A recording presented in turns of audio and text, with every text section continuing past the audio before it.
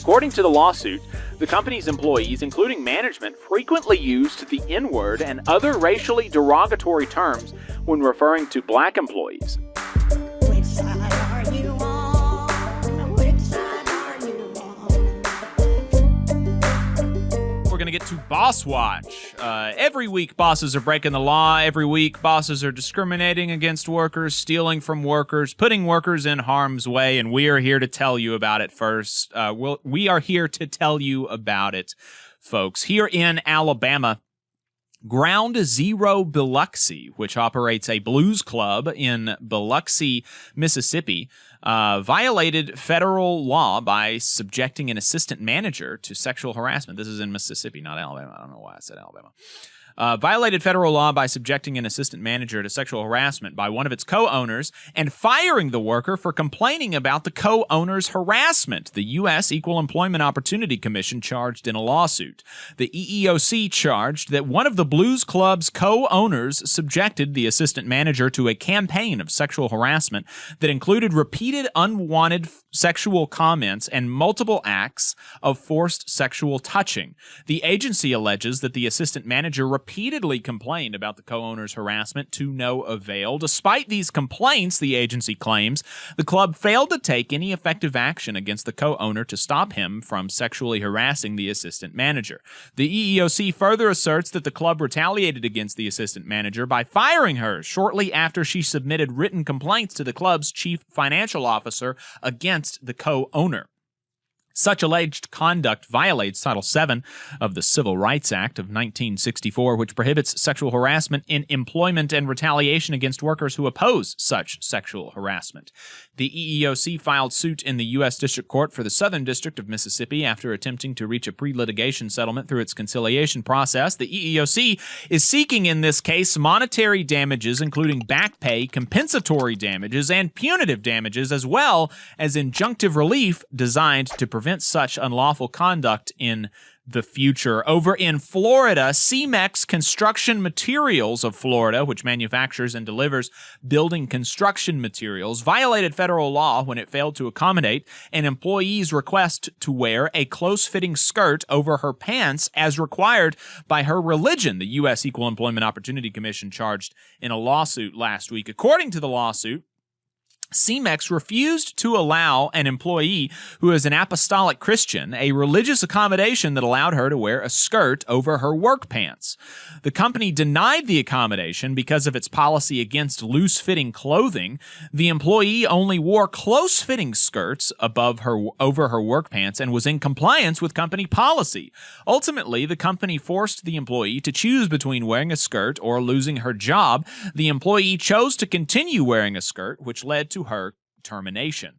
Such alleged conduct violates Title VII of the Civil Rights Act, which prohibits discrimination because of an individual's religion and requires employers to reasonably accommodate an employee's religious observance or practice unless doing so would cause an undue hardship. The EEOC filed suit in the U.S. District Court for the Middle District of Florida after first attempting to reach a pre-litigation settlement through its conciliation process. They are seeking compensatory damages in the case. In Missouri, the Carlstar Group, a Tennessee-based manufacturer of specialty tires and wheels, violated federal law when it discriminated against employees at its facilities in Clinton and Jackson, Tennessee, and Aiken, South Carolina, because the workers lawfully used certain prescription medications to treat their disabilities. The EEOC charged in a lawsuit last week. According to the suit, since at least January of 2020, Carlstar has denied opportunities to manufacturing employees when the company learned that those employees were lawfully taking certain prescription medications, including narcotics and opioids, for the treatment of disabilities, even after the employees were medically cleared to perform their job duties. Hey, 5 seconds, just wanted to say that this is only possible because of our donors. If you want to see more of this, then consider donating yourself at tvlr.fm/donate. The suit also alleges that Carlstar failed to consider or provide the workers with reasonable accommodations to the company's drug testing and substance abuse policy that would enable employees to work while lawfully using their prescribed medication. Such alleged conduct violates the Americans with Disabilities Act, which prohibits discrimination due to disability. The EEOC's suit filed in the U.S. District Court for the Middle District of Tennessee seeks monetary relief for workers harmed by Carl Starr's alleged unlawful conduct and an order prohibiting future discriminatory conduct against disabled individuals. And finally, in Louisiana, oil field service companies Bigfoot Energy Services and Iron Mountain Energy, who operated as a single employer, will pay about $700,000 and provide other equitable relief to settle a lawsuit alleging race and sex-based harassment and retaliation brought by the U.S. Equal Employment Opportunity Commission. According to the lawsuit, the company's employees, including management, frequently used the N-word and other racially derogatory terms when referring to black employees. Additionally, the companies failed to remedy the conduct of male employees who frequently engaged in sexually demeaning conduct, including sharing demeaning pornographic images of women and making sexually offensive comments. The day after a male truck driver complained about the sexually harassing conduct, he was fired. Other drivers were fired within days of complaining about workplace use of the N-word, the EEOC said. Such alleged conduct violates Title VII of the Civil Rights Act of 1964, which prohibits race and sex discrimination, including race and sex-based harassment and retaliation. The EEOC filed suit in the U.S. District Court for the Eastern District of Louisiana after first attempting to reach a pre-litigation settlement through its administrative conciliation process. In addition to the monetary relief paid to the affected workers, the 3-year consent decree settling the suit requires the company to implement harassment and retaliation policies, train employees and managers on Title VII, sex and race-based harassment and retaliation, and regularly report to the EEOC on their training, policy modifications, and complaints of discrimination. Wrapping up with Union Busters, this segment of Boss Watch is sponsored by Labor Lab, which is an employer watchdog organization. They are committed to safeguarding the right to organize through unions, collective bargaining, and mutual aid. They do this by combing through the reports Union Busters are required to file with the Department of Labor. So here are last week's Union Buster filings. MGM Resorts International hired Government Resources Consultants of America to bust a union. The union election is still open. Cleveland Museum of Natural History also hired Government Resources Consultants of America.